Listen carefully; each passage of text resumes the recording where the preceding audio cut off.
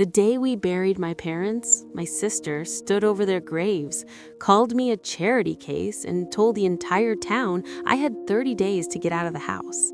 What she did not know was that my father had already moved the house, the business, and nearly $3.5 million into a trust 20 years earlier, and that every dollar she stole from them was documented.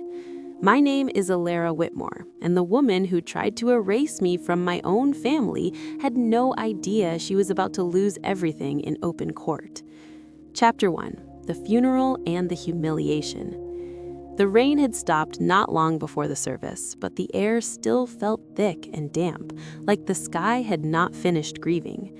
I stood on wet gravel at Branford Cemetery on April 18, 2025, 4 days after the crash on Interstate 95 that killed both of my parents in a single brutal moment. My name is Elara Whitmore. I am 33 years old, and that morning I felt much younger. The lilies were overpowering, their scent mixed with freshly turned soil and the faint salt that always hangs in the air near the Connecticut shoreline. People from all over Branford had come. In a town of about 28,000, the Whitmores were not strangers. My father, Thomas Whitmore, had owned Whitmore Supply and Hardware since 1984. My mother, Mary Ann, had kept the books for decades, even when arthritis made it painful to write. They were steady people, reliable, the kind who extended credit when a neighbor fell short and never mentioned it again. I held the funeral program so tightly it bent in my hand. Pastor William Knox spoke about service, community, faith. I heard almost none of it. My eyes stayed on the two caskets, side by side, polished wood reflecting the gray sky. 67 and 65. That was all the time they got. When the caskets were lowered into the ground, something inside me cracked. I thought that was the worst of it. I was wrong. After the final prayer, people began drifting toward me, touching my arm, whispering that my parents had been wonderful people. I nodded and thanked them, barely aware of what I was saying. Out of the corner of my eye, I saw my cousin, Cynthia Brooks, move closer, her husband Patrick stiff beside her. They were not looking at me, they were looking past me. Vivian Hale is 39. She is technically my older sister. She stepped forward in a black dress that fit her perfectly, her hair pulled back neatly, her makeup untouched by tears.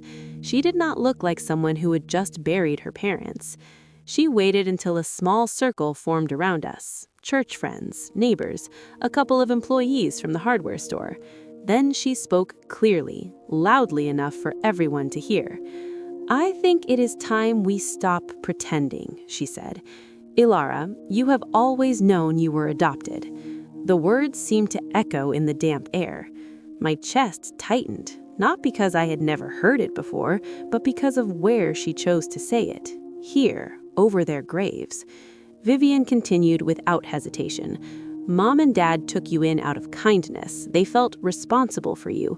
But I am their real daughter, the only biological child. And as their real daughter, I will be handling the estate." A few people shifted uncomfortably. Pastor Knox cleared his throat but did not interrupt. Vivian's eyes locked onto mine. "The assets are worth around $3.48 million. The house alone is valued at about $1.1 million. You can stay for 30 days while I make arrangements. After that, I expect you to move out." "You cannot be serious," I said, my voice barely steady. She tilted her head. "I am completely serious. You have always been a charity case, Elara. Mom and Dad felt sorry for you. That does not make you equal." The murmurs began. Quiet at first, then spreading. Someone whispered that they had not known I was adopted. Someone else said that explained certain things. I did not know what those things were supposed to be. Cynthia stepped beside Vivian as if to reinforce her claim. Patrick crossed his arms and stared at me without sympathy. The shift was subtle but unmistakable. The narrative had changed and I had not been consulted. Vivian went on, speaking in that calm, controlled tone she used when she wanted to appear reasonable. She told them I had always struggled, that my parents worried about my finances, that they had helped me more than once. She implied I was unstable, dependent, fragile. She was dismantling me in public. I felt grief turn into humiliation. My parents weren't even in the ground yet, and I was being recast as an obligation they carried out of pity. In the middle of it, a memory surfaced. I was 12, standing in the doorway of the hardware store. My father had rested his hand on my shoulder and said, "Family is not about blood, it's about who shows up every day." Another memory followed. The summer of 2005, I was 13. Dad had taken me to see Margaret Doyle, our family attorney in New Haven. I had signed a few papers without understanding much. He said it was routine planning for the house and the business. I had not questioned it. Standing there now, I began to. If everything was as simple as Vivian claimed, why did my father involve me in legal paperwork when I was barely a teenager? Vivian finished by saying she would contact an appraiser and an attorney the following week. "The will is clear," she said. "Our attorney." That word stuck with me. Margaret Doyle had been my parents' attorney for decades. She was methodical and cautious. She did not make assumptions. "You should not be doing this here," Pastor Knox said quietly. Vivian gave him a small, tight smile. "I'm just being honest." Honest. I looked around at faces I'd known my entire life. Some avoided my eyes. Some looked curious. A few looked almost relieved, as if a long-standing question had finally been answered. "Fine," I said at last. "Then we'll handle this properly." She studied me for a moment. "I already am," she replied. There was something in her expression that unsettled me. It wasn't just arrogance, it was certainty, as if the outcome was already secured. That certainty did not feel earned. The crowd slowly thinned. The funeral director offered his final condolences. Cynthia and Patrick left without speaking to me. Daniel, Vivian's husband, lingered near his car. As I passed him, he leaned in and murmured, "It's not as simple as she says." Then he walked away. I drove home alone. The white colonial on Maple Street looked unchanged.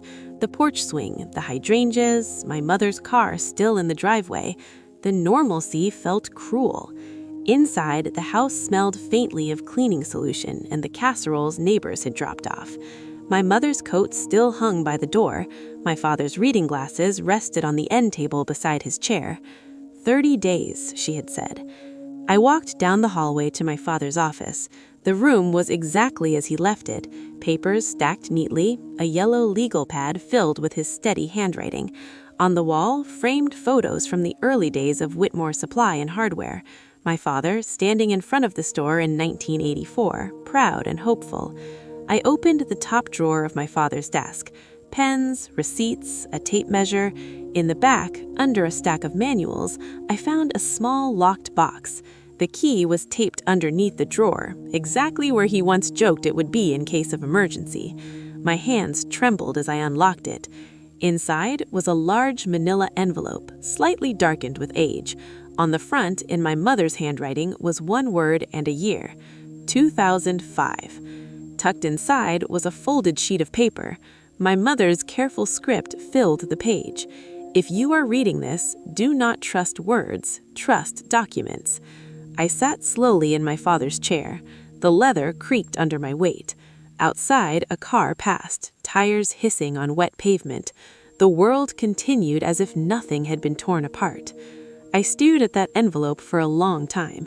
Grief was still there, sharp and overwhelming, but beneath it, something steadier began to form. Not anger, doubt. If my sister was so certain she had won, why did my parents leave behind a warning in their own handwriting? I closed the envelope gently and placed it back in the box. Tomorrow I would call Margaret Doyle. Tonight I stood in the quiet hallway of the house they had built, listening to the faint hum of the refrigerator and the distant wind, knowing that whatever Vivian had declared at the cemetery was not the whole story. Chapter 2: The Eviction Notice and the First Receipts. Sleep never really came that night. It hovered just out of reach, breaking apart every time I saw Vivian's face in my mind or heard her voice cutting through the cemetery air. By sunrise, I was wide awake, sitting at the kitchen table with a cold cup of coffee and the quiet weight of the house pressing in around me. Grief had not softened. It had simply shifted. It felt less like a wave and more like a stone sitting on my chest. My mother used to say that after the funeral comes the paperwork. That is when the real work begins. Marianne Whitmore kept everything: labeled folders, dated envelopes, copies of checks. She believed in records the way other people believed in luck. 2 days into May, Vivian's first official move arrived in the mail. The envelope was thick and impersonal, typed and formal. Inside was a letter referencing my parents' 2020 will. It stated that Vivian Hale would be administering the estate. It informed me that I was to vacate the Maple Street house within 30 days. It suggested that any distribution to me would be minimal, if any, after review of the estate's obligations. 30 days. I read the letter 3 times. The tone was confident, almost clinical. There was no trace of grief in it, only authority. I did not call Vivian. I did not argue. I walked back into my father's office and opened the filing cabinet. If she was going to speak in documents, so was I. My mother had kept older bank statements in places no one would casually search. Inside a medical folder labeled Rheumatology 2023, I found a stack clipped together. I carried them to the desk and began to read carefully, one line at a time. At first, nothing jumped out: ordinary withdrawals, utility payments, transfers between accounts.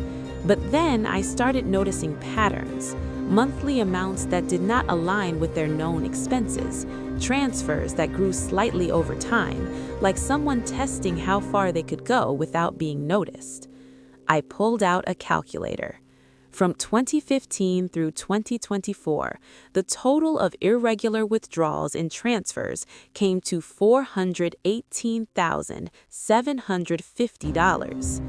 The number sat on the page like a confession. Several entries connected directly to credit card payments in Vivian's name.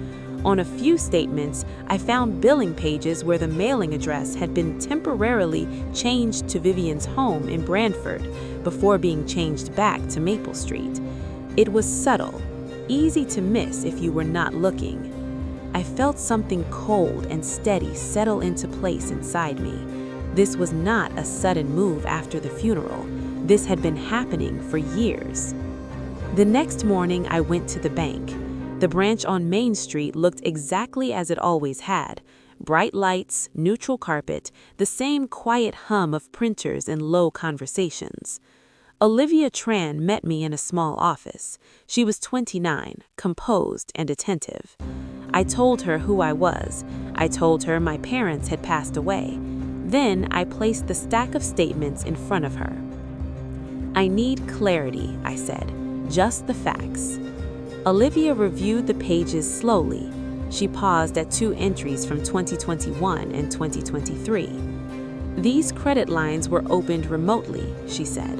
"The recovery email listed and the billing address on the applications do not match your parents' home address." She turned the screen toward me. The address listed belonged to Vivian. "So her address was used in connection with my parents' accounts," I said quietly. Olivia nodded carefully. "There is a paper trail. I cannot assign intent, but if your mother was medically vulnerable and someone accessed accounts without authorization, this could rise beyond a civil matter.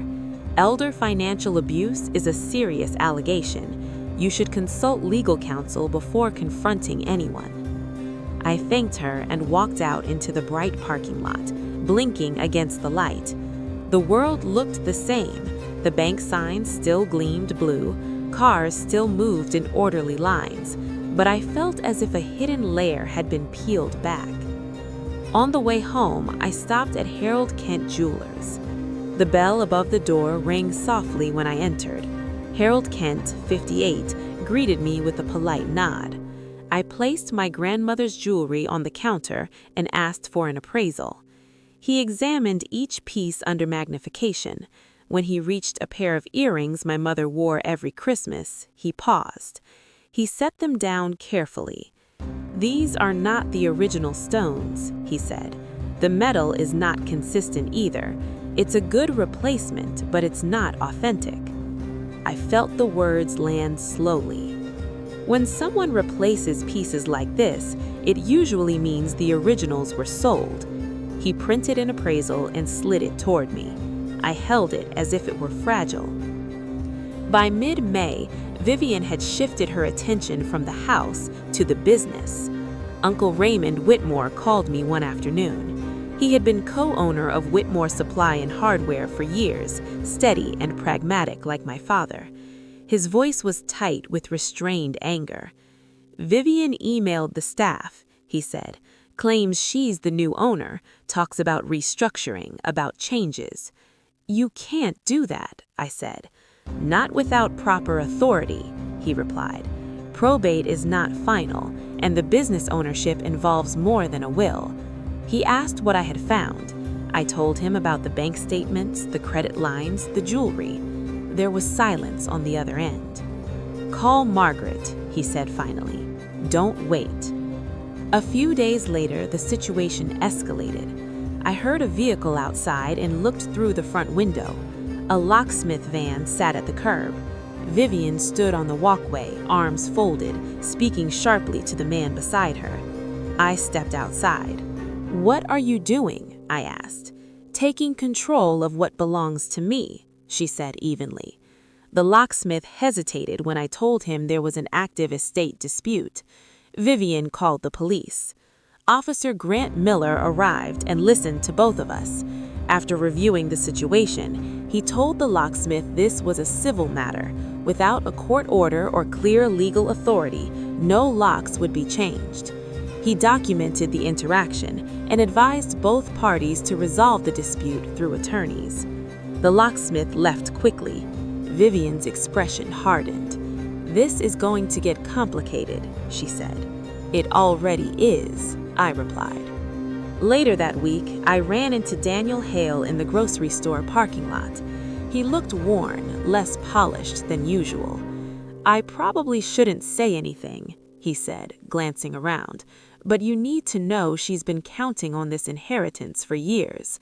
She has $72,000 in credit card debt. My credit score dropped in 2024, and I didn't understand why until I saw the statements." "Why tell me now?" I asked. "Because I don't think this is just overspending. I think she believed this money was already hers." He walked away before I could respond. That night, I reviewed the insurance documents for the house and the business. I noticed that at one point, the primary contact email had been changed from my mother's to an unfamiliar address, then switched back later. It was a small detail, not definitive, but it fit the pattern. This was not chaos, it was methodical. I spread the papers across the kitchen table. Bank statements, appraisal reports, insurance notices. Every page told a consistent story. Someone had been reaching into my parents' financial life for years. I picked up my phone and called Margaret. Her voice was calm, measured, like it always had been. I told her everything: the letter, the money, the jewelry, the attempted lock change. She listened without interruption. "You're doing exactly what you should be doing," she said. "And there's something you need to see, something Vivian has never seen." We scheduled a meeting at her New Haven office the next day. After I hung up, I gathered the documents into a single folder and pressed it closed. I was not relieved. The grief was still there, raw and close to the surface, but beneath it there was direction. I carried the folder into my father's office and placed it on his desk beneath the framed photograph of Whitmore Supply and Hardware on opening day in 1984. The house was quiet again, but the silence felt different. It felt charged, as if the truth had begun to surface and was only waiting for someone willing to follow it all the way through. Chapter 3: The Trust from 2005 and the Truth About Blood. The next morning, I drove to New Haven with the folder on the passenger seat, my hands gripping the steering wheel tighter than necessary. The highway felt longer than usual, every exit sign passing like a countdown to something that would either steady me or break me completely. Margaret Doyle's office sat in an older brick building near the courthouse. I had been there once as a teenager, back in 2005, but I had not understood then what I was signing or why my father had insisted I be present. Margaret herself had not changed much. She was 71 now, her silver hair pulled back neatly, her posture straight, her expression calm in a way that felt almost surgical. She stood when I walked in. "Elara," she said softly, "I am so sorry about your parents." I nodded. Words felt unnecessary. She gestured toward a chair across from her desk. I set the thick folder down between us. "I found things," I said. "Bank transfers, credit lines, jewelry that was replaced, an eviction notice." Margaret did not react dramatically. She opened a legal pad and uncapped a pen. "Good," she said. "That means you are paying attention." She did not let me spiral into legal jargon. She began simply. "A will goes through probate," she said. "A trust can function independently, especially if assets were properly transferred into it during the grantor's lifetime." I nodded slowly. "So if there is a trust," I said, "it does not automatically fall under probate?" "Correct," she replied. "Not if the house and business interests were moved into the trust with valid deeds and corporate filings." She reached into a file drawer and pulled out a thick document bound neatly. "This is the Whitmore Family Irrevocable Trust," she said, "executed on July 18, 2005. The date hit me first. 2005. The same year written on the envelope in my father's locked box. Margaret turned the document toward me. "Your father, Thomas Whitmore, was the original trustee. Your mother, Mary Ann, was co-trustee.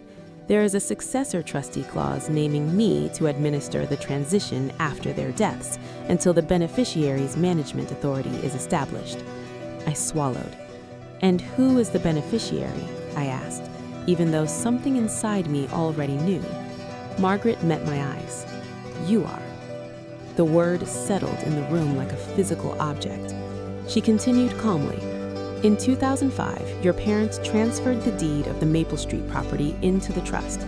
They also transferred 80% ownership of Whitmore Supply and Hardware LLC into the trust through formal business filings.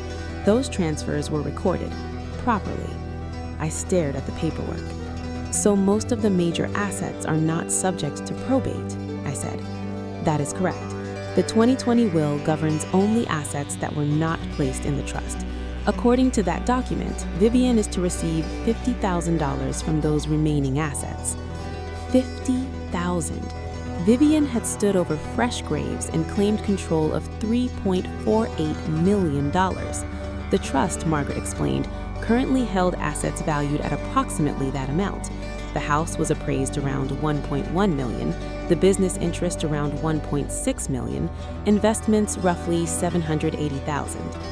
"And all of that," I said slowly, "is directed to me." "Yes," Margaret answered. For a moment, I could not speak. It was not triumph I felt. It was disorientation. My parents knew. They planned. Margaret was not finished. "There is something else you need to understand," she said, opening another file.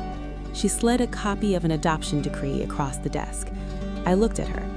"I know I was adopted," I said quietly. She shook her head slightly. "You were adopted by your aunt and uncle. Lydia Whitmore was your biological mother." The name hit like a bell. "Lydia?" I whispered. "Thomas's younger sister," Margaret said. "She was 17 when she gave birth to you in December 1992. She died shortly after due to cardiac complications. Thomas and Mary Ann petitioned for adoption within months." I felt the air shift in my lungs. "So I'm not just adopted, I'm, in fact, related. You are Thomas's niece by blood and his daughter by law." My hands tightened on the edge of the desk. "And Vivian?" I asked. Margaret opened another folder. "Vivian Hale was adopted in 1988 from a distant family connection. There is no biological relationship between her and Thomas. She was 18 when she discovered her own adoption records in August 2004. I sat back slowly. "She knew," I said. "Yes," Margaret replied. "And according to notes your parents shared with me, she confronted them about both your adoption and yours around 2006. The room felt smaller. "What happened?" I asked. Margaret's voice remained steady. "Vivian threatened to expose your adoption publicly. She implied it would embarrass the family, damage the business. She demanded private school tuition, later a vehicle, financial support that escalated over time." I closed my eyes briefly. "She used it as leverage," I said. "Yes." "Why didn't they stop her?" "They did not want a public fracture," Margaret said. "In a town like Brantford, scandal lingers. They chose to endure it quietly while securing you legally." Margaret reached into the folder and pulled out a single folded page. This was written by Lydia before she died. She asked Thomas and Marianne to raise you as their own. I unfolded the page with trembling hands. The handwriting was uneven but clear. Lydia wrote that she was young and scared, but wanted her daughter loved and safe. She trusted her brother more than anyone. I pressed the paper flat against the desk. "They never told me," I said. "They intended to," Margaret replied gently, "but timing matters in families, and then Vivian's threats complicated everything." I exhaled slowly. "So the trust was protection?" "Yes," she said. "They strengthened it in response to her behavior. They also began documenting financial irregularities." I slid the folder I had brought toward her. I found $418,750 in questionable transfers, remote credit lines, replaced jewelry. Margaret reviewed the pages carefully. "This is significant, especially given your mother's health in recent years. Combined with the trust documentation, this creates both a defensive and potentially offensive legal position." "Offensive," I repeated. "If elder financial abuse is established, criminal charges can follow. But first, we ensure the trust is recognized and protected." I nodded. "What do you need from me?" I asked. "Copies of all statements, the appraisal from Harold Kent, any insurance notices showing altered contact information. We will file a petition to confirm enforcement of the trust and prevent interference. We will proceed methodically." I felt something shift inside me. Not anger, not revenge, clarity. "I'm not going to confront her at the house," I said. "That would be unwise," Margaret replied. "I'm going to let the documents speak." She gave a small approving nod. "That is exactly what your parents intended." When I left her office, the late May sun was brighter than it had been when I arrived.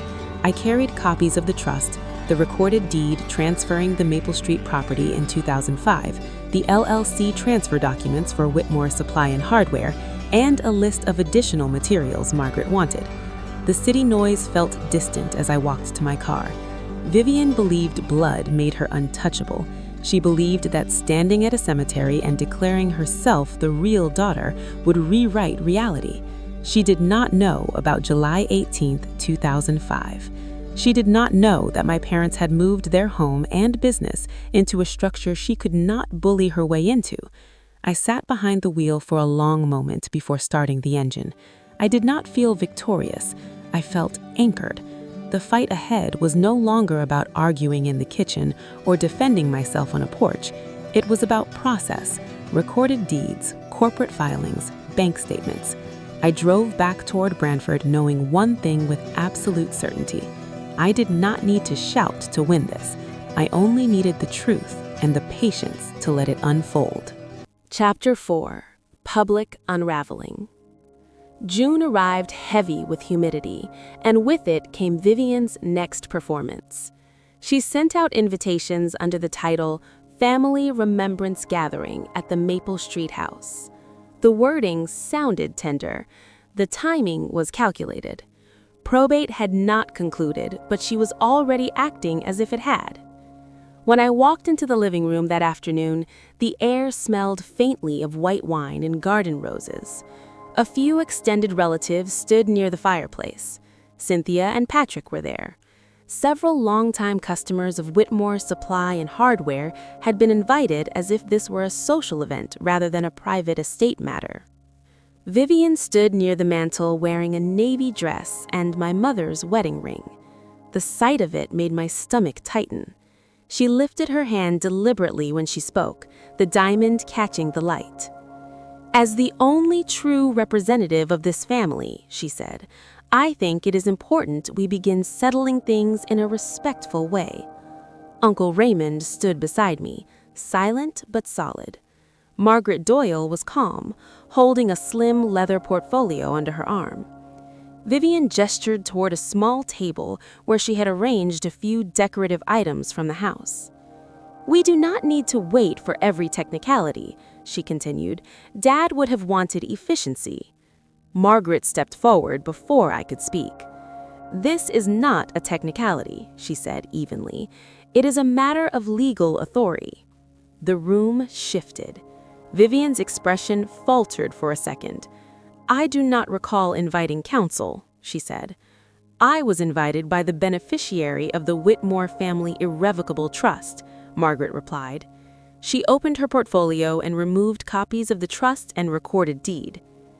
The Maple Street property and 80% of Whitmore Supply and Hardware were transferred into this trust on July 18, 2005, she said clearly. "Those assets are not subject to probate. Any attempt to distribute or alter them prior to court confirmation would constitute a breach of fiduciary duty." The words landed like stones in water. Vivian's eyes flashed for a second.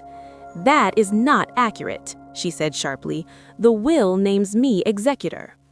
"The will governs only assets outside the trust, approximately $50,000 in residual assets, nothing more."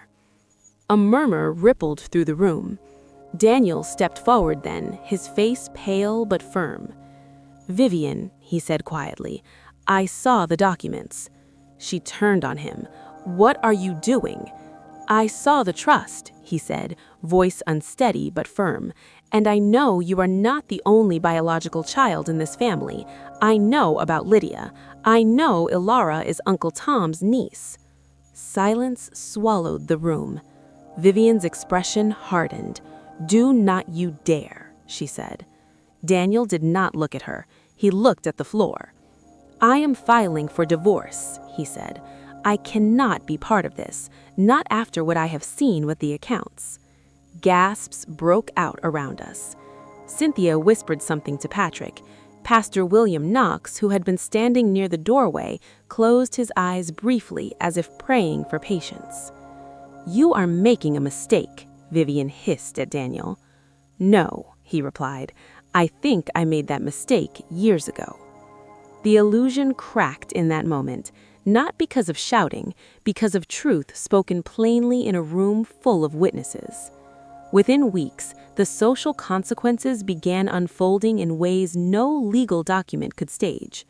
Shoreline Country Club notified Vivian that her membership was suspended due to outstanding financial obligations. I heard it from a neighbor before I saw the letter. Branford does not keep secrets for long. In July, a tow truck arrived outside her driveway. Her white Range Rover was repossessed. I watched from behind my own curtains, not with satisfaction, but with a strange detachment. The narrative she had tried to control was unraveling before the same community she had tried to impress. Pastor Knox addressed the congregation one Sunday. "We are called to integrity," he said from the pulpit, "especially when no one believes they are being watched." He did not name names. He didn't have to. By August, Officer Grant Miller contacted me again. He had reviewed the documentation Margaret submitted regarding the $418,750 in questionable transfers between 2015 and 2024. "We are opening a formal investigation," he said. "Potential fraud, identity misuse, and financial exploitation of an elderly person." His tone was professional, but there was no mistaking the shift. This was no longer just a family dispute. October 2nd, 2025 arrived cool and clear. The probate courtroom in New Haven felt smaller than I expected. Wooden benches, neutral walls, a faint echo when people moved. Vivian sat at one table with her attorney, her posture rigid. Daniel sat separately, already emotionally distant. I sat beside Margaret and Uncle Raymond. Judge Eleanor Hastings entered with quiet authority. She reviewed the filings, the recorded deed from 2005 transferring Maple Street into the trust, the LLC documentation reflecting the 80% ownership transfer, the trust instrument itself. Vivian's attorney argued technicalities, suggested that my parents' later will reflected changed intent, suggested confusion. Judge Hastings listened without visible reaction. Finally, she spoke. The Whitmore Family Irrevocable Trust was executed and funded in 2005. The deed transferring Maple Street to the trust was properly recorded. The business interest transfer is supported by corporate filings. The trust is valid and enforceable. She glanced at the 2020 will. The will governs only assets not previously transferred into the trust. That amount appears to be approximately $50,000. Vivian's face went pale. The trust beneficiary is Elara Whitmore, the judge continued. Margaret Doyle is confirmed as successor trustee for transition purposes. The gavel struck softly, but the sound carried weight. Outside the courthouse, the autumn air felt sharp in my lungs. Vivian exited quickly, avoiding eye contact with anyone. Reporters had not shown up. This was not a public spectacle. It was something quieter, more permanent. In the weeks that followed, the investigation deepened. Officer Miller requested additional records from the bank. Subpoenas were discussed. I provided every document Margaret had instructed me to collect.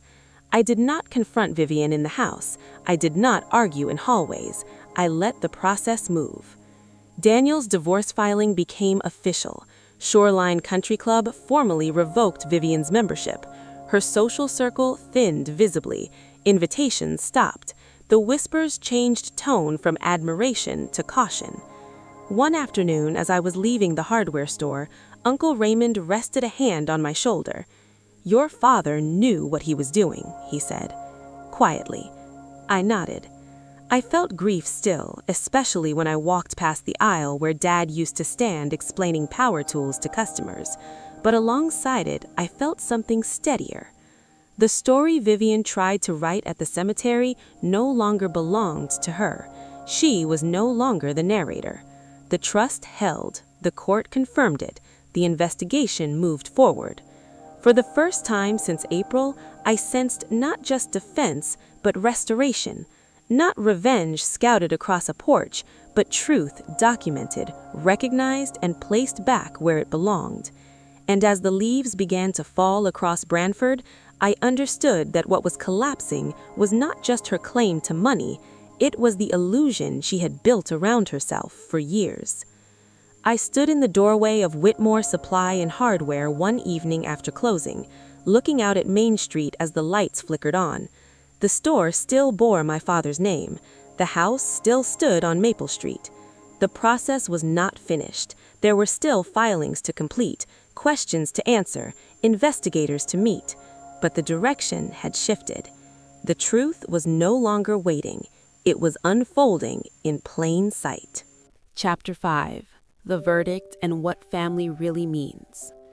By December 2025, the quiet process that had started with a stack of bank statements reached its final stage.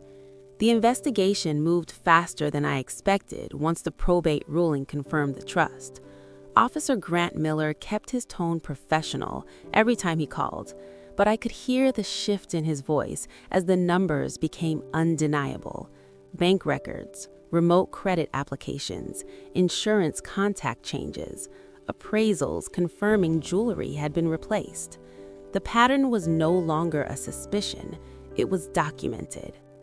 The total stood firm at $418,750 withdrawn between 2015 and 2024. Add to that the assessed value of the original jewelry pieces that had been swapped out, and the figure became even harder to ignore. Vivian was formally charged with financial fraud and exploitation of an elderly person. The day of the criminal hearing felt different from probate. There were no family whispers this time, no strained politeness, just the weight of facts lined up in chronological order. Vivian looked smaller in the courtroom than she ever had in my living room. Her hair was pulled back tightly, her posture rigid.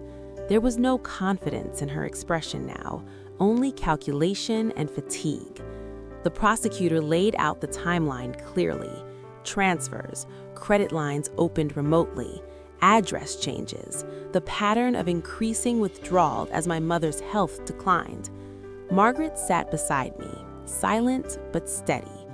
When it was Vivian's turn to speak, her voice sounded unfamiliar, almost brittle. "I never meant to hurt anyone," she said. "I was going to fix it." Fix it? Judge Eleanor Hastings did not react emotionally. She reviewed the documentation and delivered the sentence with measured clarity. 500 hours of community service, 5 years of probation, full restitution of $418,750 under a court-supervised repayment plan, additional restitution tied to the value of the replaced jewelry. The $50,000 Vivian was entitled to under the 2020 will had already been consumed largely by legal fees and partial repayment arrangements. The financial windfall she once implied would secure her future was gone before it ever reached her. There was no dramatic outburst, no shouting, just the quiet reality of consequences. Outside the courthouse, the December air cut sharply across my face. I did not feel triumph. I felt something closer to completion. Over the following weeks, the social consequences settled into place. Shoreline Country Club revoked her membership permanently. The Range Rover never returned. Daniel finalized the divorce quietly. He moved to an apartment near Guilford and took a position with a regional supplier. We did not become close, but we nodded at each other in passing without hostility. Vivian found work at a retail kiosk inside the Shoreline Mall, selling phone accessories, greeting customers with rehearsed enthusiasm. I saw her once from across the corridor. She looked up, recognized me, and then looked away. It did not feel like victory. It felt like gravity. A sequence of decisions made over years, landing exactly where they were always going to land. By early December, Margaret began transitioning control of the trust. "Elara," she said in her office reviewing the final documents, "the administrative period is nearly complete. You will assume management authority under the terms of the trust." The words carried weight, not just financial, but personal. The Maple Street house had belonged to the trust since 2005. Whitmore Supply and Hardware had been protected the same way. Now I was not just the beneficiary, I was responsible. Uncle Raymond and I met at the store after closing one evening. "We keep it steady," he said. "No big changes. Your father believed in consistency." I nodded. Employees kept their positions, vendor contracts were honored. We modernized certain systems carefully, but we did not strip away what made the store part of Branford's rhythm since 1984. Some evenings, I stayed late in my father's old office, reading through old inventory notes or supplier letters. I found short journal entries my mother had written in a notebook tucked behind tax folders. They were not long reflections, just small reminders. Order supplies, check furnace filter, call Lydia's grave. I also reread Lydia's letter. She had been 17, frightened, trusting her brother to raise the child she would never see grow up. She wrote that she wanted her daughter to feel chosen, not abandoned. That word stayed with me. Chosen. My parents had protected me with love, yes, but also with structure, with recorded deeds, with an irrevocable trust executed in July 2005. They understood something Vivian never did. Affection without protection can be dismantled. Affection reinforced by legal clarity endures. In January 2026, I filed paperwork to establish the Whitmore Legacy Fund. The fund would support students in Connecticut with adoption backgrounds, especially those attending Southern Connecticut State University or other schools in New Haven County. It was modest at first, seeded from the investment portion of the trust, but it was deliberate. Uncle Raymond attended the small announcement at the store. "Your father would be proud," he said quietly. I hoped so. Late one evening near the end of 2025, I stepped into the backyard of the Maple Street house. A thin layer of snow covered the wooden fence and the dormant garden beds my mother once tended. The air was still, the town quiet. I stood there for a long time. I did not feel like I had defeated anyone. I did not feel like I had won. I felt restored. Vivian had tried to rewrite my identity at a cemetery. She called me a burden, a charity case, a child of pity. The court did not restore my pride. My parents had already done that 20 years earlier when they signed the trust documents. The judge simply confirmed what had been true all along. I was their daughter by law and by blood. I was Lydia's child. I was Thomas's niece and his chosen heir. I was Marianne's partner in paperwork and patience. Snow settled lightly on the railing as I looked up at the winter sky. Peace, I realized, is not free. It is built. Sometimes it is defended line by line in a document filed decades before you understand why. If you have ever been adopted, or if you have ever adopted a child, or if you have ever watched a family fracture over money and pride, I would love to hear from you. In your life, is family defined by blood or by the choice to show up with loyalty every single day? That night, I went back inside, closed the door gently, and let the house grow quiet around me again.